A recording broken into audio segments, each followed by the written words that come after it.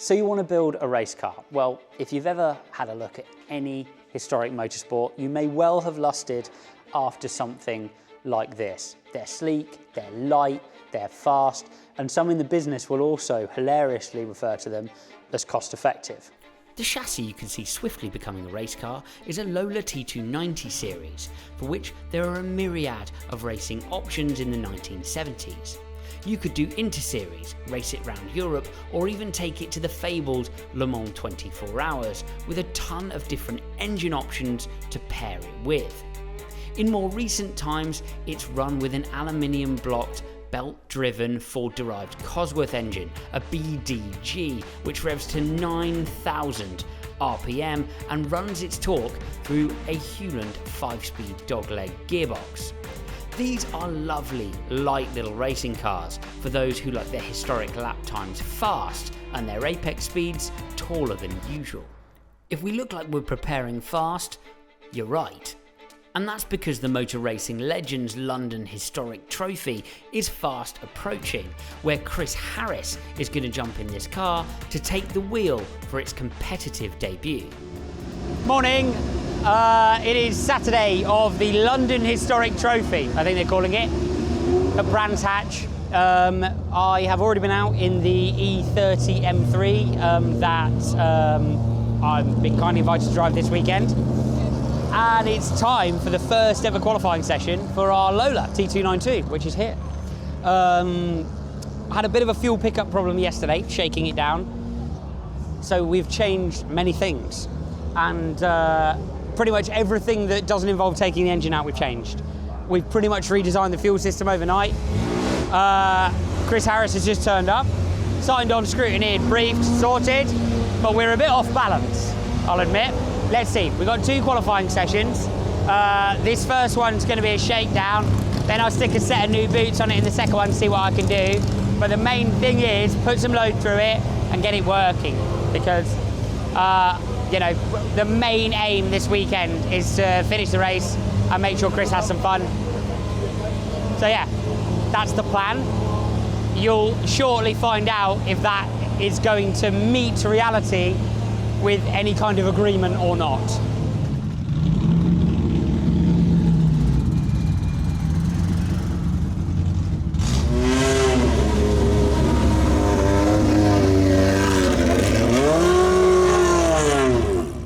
We awaited qualifying with some issues in the front of mind.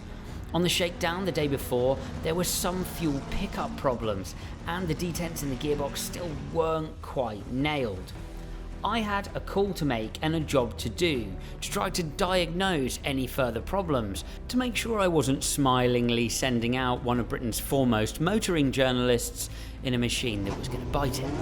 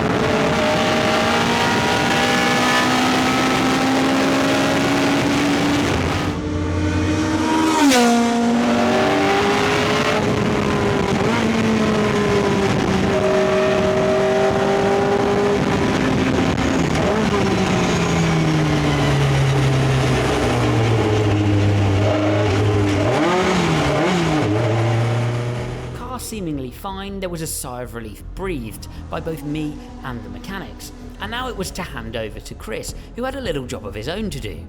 Unfathomably, he'd never done a lap of the Brands Hatch Grand Prix circuit, and with testing unavailable due to noise restrictions, he was going to have to do his very first one at qualifying speed in a car he barely knew. Tricky.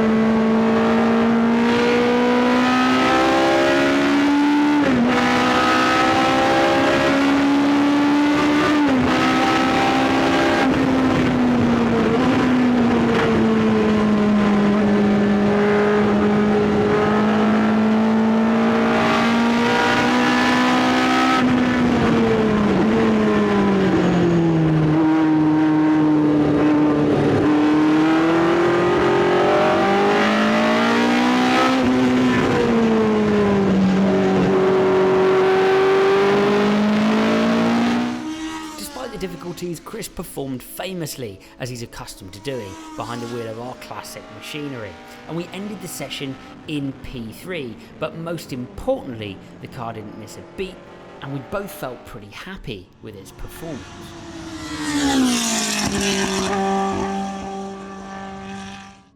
Hello, it's the start of the race. We've qualified third, and we're looking pretty decent. All of these chaps here who are racing, we're ignoring everything behind us, I would say, and aiming for a podium finish. Legend here is going to start. Yes, podium finish. Don't say that. Yes, I mean, podium the pressure's finish. on. I've got all the excuses that I could have this weekend. He's ferociously fast in the car. Hopefully my last lap in the car in this stint will be my fastest lap. But I've had a look at his data. Some of it makes sense. He's really quick in it though, but it's the most joyful racing car I think I've driven in 10 years. It is, like I said in that previous video, snick, gorgeousness, so I want to enjoy it. It's hot, really hot. It's really hot, really, really hot. So what is it now? Must be clear at 25 degrees, mustn't it? The ambient is 31, and track temperature must be, what, over 40, I would have thought. Yeah, something like that. We're nearing the last race of the day, but yeah, it should be a good one. So I shall wait in the pits with effervescent hope for the performance, and yeah, see you on the flip side.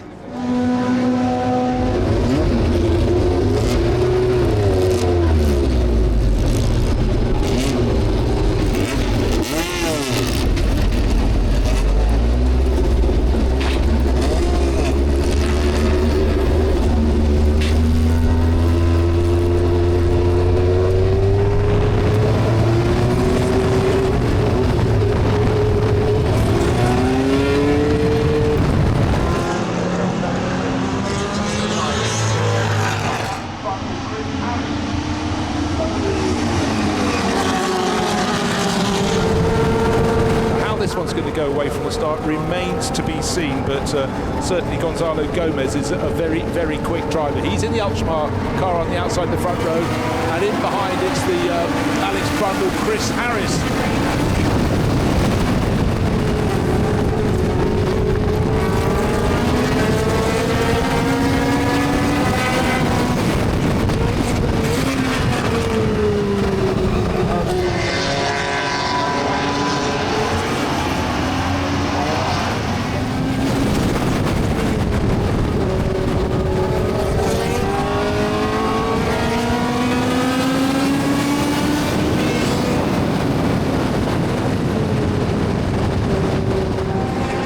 change of second position. Just as we look down though, the Brundle Harris Lola car goes up into second place ahead of the Gomez example. 6 head 17, but 70 Chris Ward off into the distance. There he is.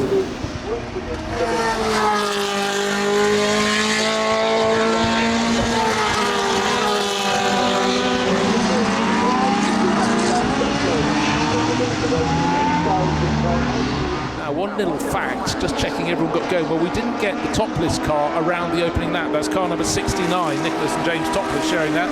It's the shell livery dark blue Lola T292. That raced in Japan actually, but that didn't get to come through. Second and third is still a very nice little battle, and Ollie Bryant isn't exactly hanging around in fourth place. Second, third, fourth, sweep down through Paddock Hill Bend, up to the top of the hill they go. But if they're looking for Chris Ward, they're going to stop seeing him soon. He's 7.7 seconds the good. So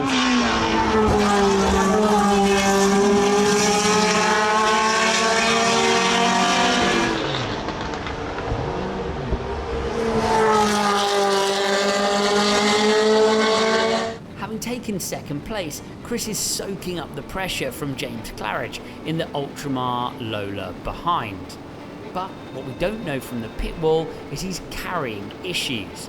The brake pedal is slowly getting longer and longer, and the clutch is dragging more and more. What looks like a fun and entertaining battle is actually Chris clinging on to second place for dear life with an ailing car beneath him.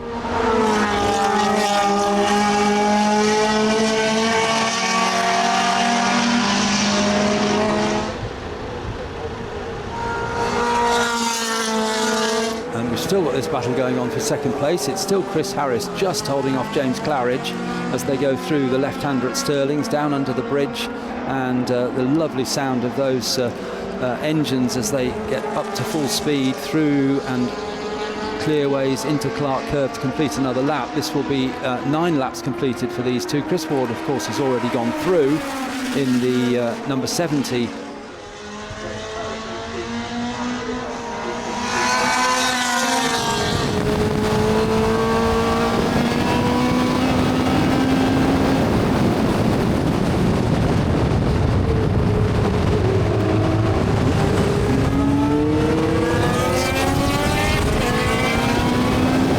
Chris's language is probably turning a little blue for the moment, and well, it was half a gap, and half a gap that was all that was required. I think maybe Chris Harris just slightly outbraked himself into the corner, ran a tiny bit wide, but that was all James Claridge needed to fit a Lola T296 shaped car up the inside there, and actually has started to ease away from Chris Harris.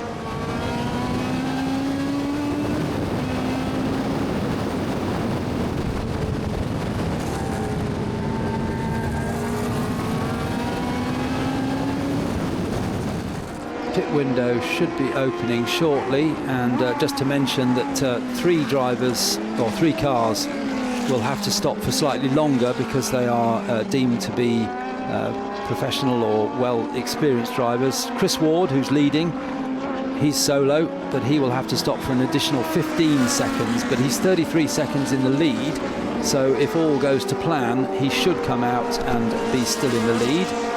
Alex Brundle attracts a 15-second penalty as well. Now that's very relevant for the battle that we've just been watching with Chris Harris at the wheel of his car and the James Claridge Goncalo Gomez car, because that number 6 car will have to stop for an additional 15 seconds, so that will extend the gap even further. We know that Gonzalo is a quicker driver than James Claridge, so that number 17 car will speed up.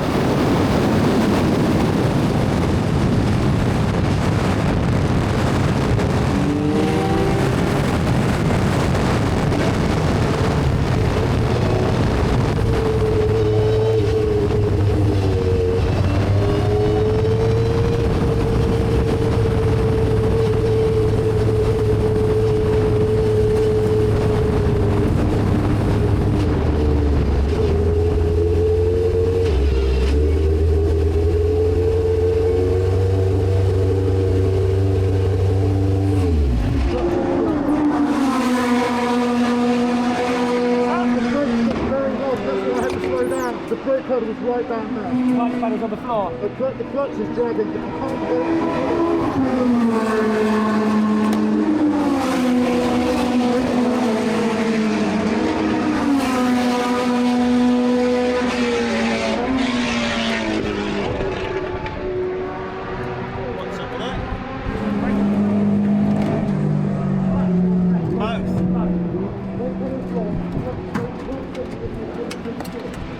Out number 6 looks to be a retirement, unfortunately. Team looking, they've got the sort of doors up and looking inside the cockpit, so something inside. I wonder whether there's a brake issue.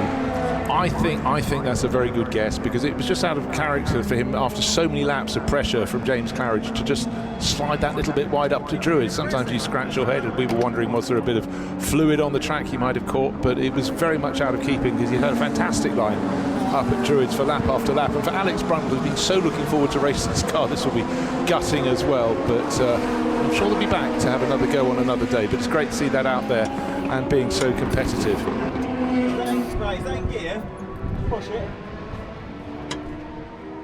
A valiant effort then in our fearsome first foray into 2-litre sports car historic racing. No doubt our Lola will be back, clutch sorted, brakes shortened, and ready to go again to push for victory at Silverstone with yet another guest driver behind the wheel. We finished this car a couple of days before this weekend. It's not shocking that we've had some issues. It's a delight that Chris has got to have some laps in it and got it through qualifying in the top 3, running around in the top 3. Unfortunately can't finish, but that's motor racing. At what point did you realise that it was game over? So Chris was in the car and he said, you know, it's such a lovely little gearbox normally that basically as soon as a gear doesn't go in, you know, and then the clutch stops clearing, so you can't move the stick. So it's pretty clear from there onwards, but we'll look at it, develop it, aim to sort it, and be back for Silverstone.